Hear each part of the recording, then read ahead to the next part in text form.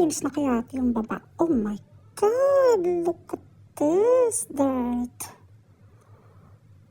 My God, si Corazon di na naman nakalinis. Corazon! Nasaan na yung babae na yun? Meron pa naman ako event mamaya. Hanggang ngayon, di pa siya nakalinis. Ay. Corazon! Nasaan yung babae na yun? Pinapasahot ko siya ng malaki. Tapos ganito na lang madadatnan ko. Ay, ang buhay na to. Sino bang katulong dito? Ako? Ako na lang ba lagi nagmamonitor ng kalinisan dito? Nakakahiya sa aking mga bisita. My God, ang dami pa ng mga pogi. Madam. Corazon, ganyan ka pa maglakay para ka nagpapasyon sa simbahan. Diba sabi ko sa'yo maglinis ka? Maglinis ka. O ito, gamitin mong vacuum. Hanggang ngayon di ka pa nakakalinis. May mga bisita pa naman mamaya. Ayusin mo paglilinis mo. Ayaw ko makakita ng dumi or anumang alikabok dyan sa paligid. Okay? Para maging maganda. Opo, madam. Ang ating bahay, malinis, mabango. Ayan, vacuum. Ipakita mo nga sa akin kung paano ka mag-vacuum. Tingnan ko nga. Okay, marunong ka. Ganito po ba, madam? Gamitin ng utak sa paglilinis. Okay? Sa tamang oras, lalo't may okasyon. Okay, pinapatawad na kita. Huwag na ulitin. Okay, good job, girl.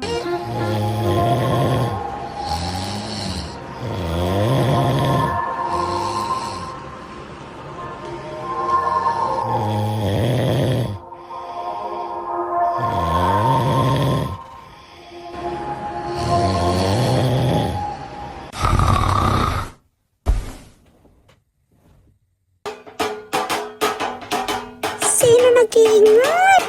Gising na po, madam. Yaya naman, ang sarap-sarap ng tulog ko. Iniistorbo mo ako.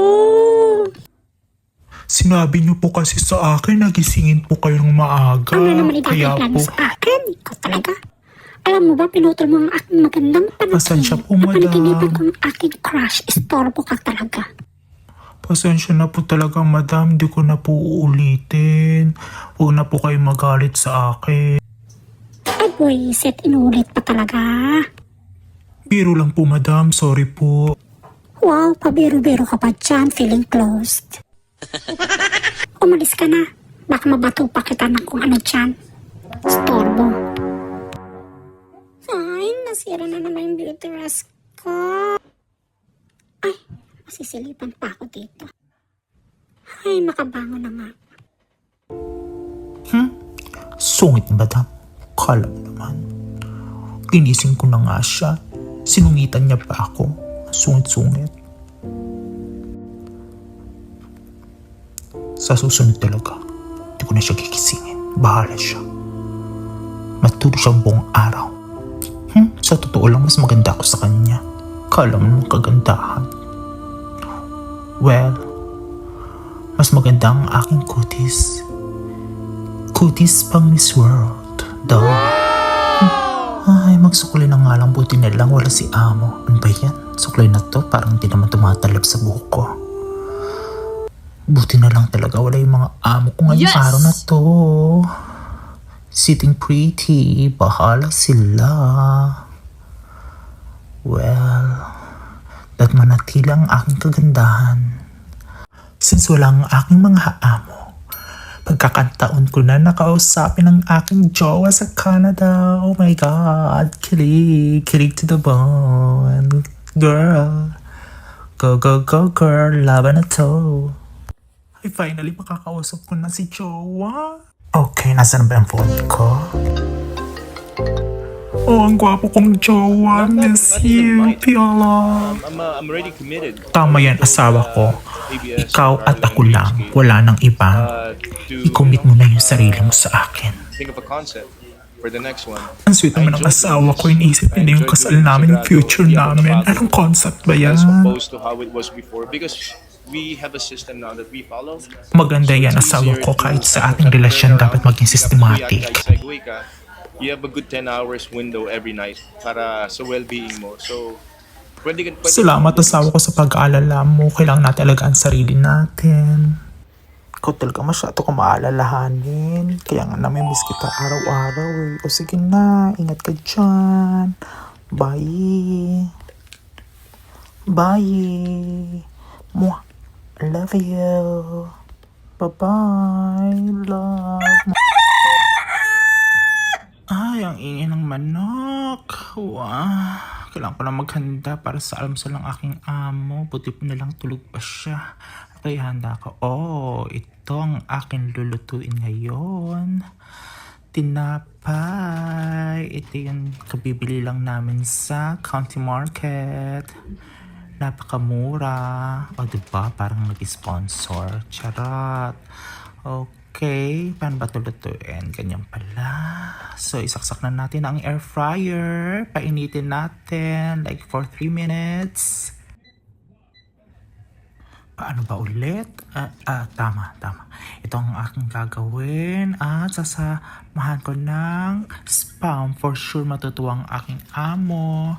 Kahit may kasungitan siya, mabait pa rin. At hindi niya naman ako ginugutom. At napaklikan ang aking sinasahod sa paglilinis, sa paggawa ng gawaing bahay. Kaya natutuwa ako na dito ako nakapasok. At dahil sa kanya, nakapunta ako dito sa US. Wow! Okay, ayun, dami ng laman.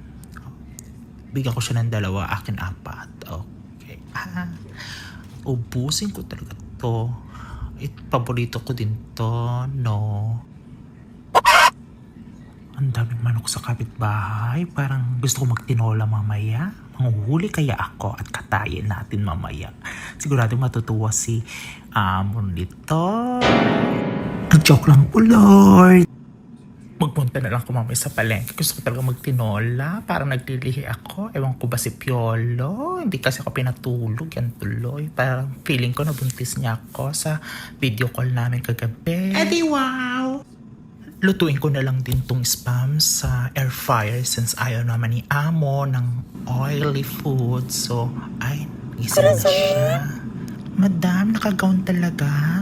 Para lang magsasanta Cruzan si Madam, ang aga-aga. Corazon, I just woke up like this. Ikaw na talaga, bukod tangi sa babaeng lahat, Madam. Chela, to ano na nga ako ng breakfast? Ano ba breakfast natin ngayon? Panigurado magugustuhan niyo po ang ating breakfast for today. Favorite niyo po, Madam. Favorite ko talaga o favorite mo? Hindi naman po, Madam. Favorite ang lahat. Ewan ko sa'yo, Corazon. Makaalis na nga. Bilisan mo. Ma'am Pakunda, ito na po ang iyong almusal. Buti naman naramdaman mo ang aking gutom. Sabihan niyo lang po ako, Ma'am Pakunda, kung kulang po ng tamis para malagyan po natin ng asukal o honey. Salamat, Corazon. Pwede ka nang mag-almusal at magpahinga dahil mamaya ay papagkurin kita. May gagawin tayo. Okay, akin ang aking Enjoy eating po. almusal. Salamat. O, sige na. Ay, salamat. Makakakain na din ako. Matikman nga. Ito isa sa mga paborito kong inaalmusal. Tinapay na namili namin sa County Market yesterday. Masarap. Sweet Hawaiian bread. Plus spam, Korean flavor. So. Okay, so ano kayang gagawin namin mamaya? Gusto ko magpapagod ngayong araw na to dahil kulang na ako sa exercise. Siguro, mag-tiktok kami ngayong araw na to. Corazon? Nasaan ka na? Halika dito, may gagawin tayo, Corazon. Ay, naku, Corazon. Ang tagal kumilos, ang bagal. Napakabagal talaga tong babae na to. Dito ko nasusukat kung gaano siya kagaling sumayaw. Marami din kayo ka-follow sa TikTok. Madam, ano po gagawin natin? Sasayaw tayo. Gagawa tayo ng TikTok dance. The showdown between you and me, Corazon. Kayo po bahala, ma'am. Ma'am, natatakot po ako. Baka matalo ko po kayo. Naku, mas mayabang ka pa sa kakilala ko dyan sa kanto. Sige, mag-ready ka na dyan. Ihanda mo na ang tugtugin. At yung camera natin. Siguraduhin mo lang. Galingan mo ha. Hey, corazon!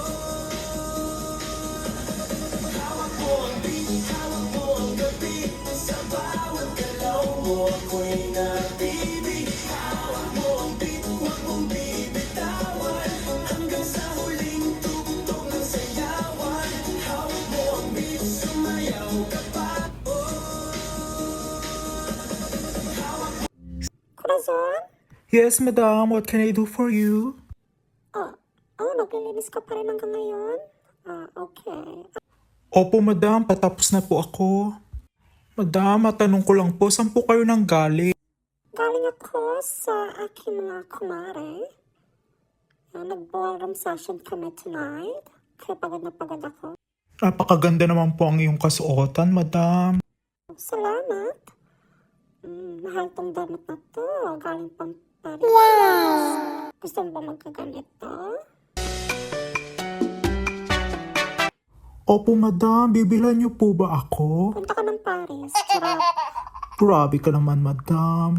Panoorin mo kung ganito ang sayawan namin doon sa ballroom session namin. Paikot-ikot, ala chat-chat, mega pose, ganun. Corazon, gusto ko bumili ka ng pagkain sa McDo dahil nagkutom ako, napagod ako sa pagsasayaw. Bilan mo ko ng iced coffee at burger, okay? Tawagan mo na lang ako kung nandyan na. Opo, madam. Madam, ipapaalam ko po pala ang aking kapatid. Yung kapatid na manggagaling po sa Saudi. Naikwento ko po siya nung isang araw, yung kapatid kong lalaki.